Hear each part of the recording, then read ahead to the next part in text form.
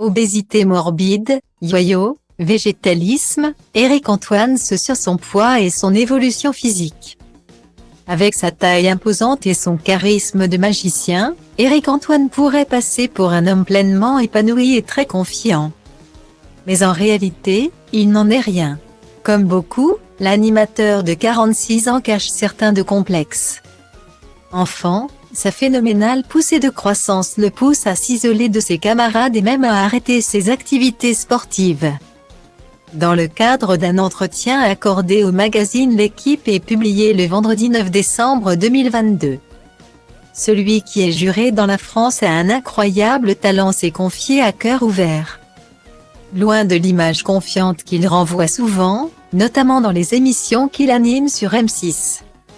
Éric Antoine a en réalité beaucoup de mal à regarder son reflet et nourrit de nombreux complexes sur son apparence physique. À 13 ans, j'ai pris 20 cm en 1 an et demi, passant de 1,72 m à plus de 1,90 m.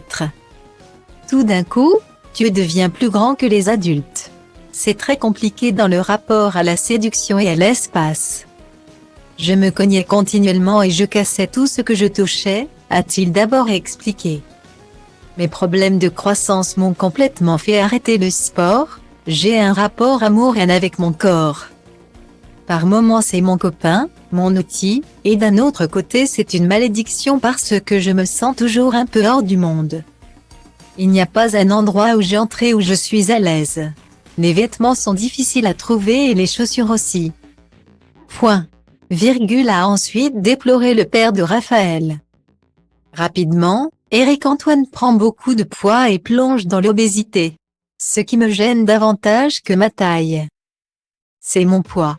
J'ai un rapport complexe à la nourriture, notamment au sucre. Ce qui m'a beaucoup aidé c'est le jeûne intermittent. Je suis aussi devenu végétalien depuis 3 ans. C'est un choix à la fois éthique, philosophique et écologique que je défends. Mais si j'en avais le pouvoir, je m'enlèverais bien une dizaine de kilos. Quand t'as connu, comme moi, l'obésité morbide, que t'as fait 4 ou 5 fois le yo-yo de 135 à 115 kg.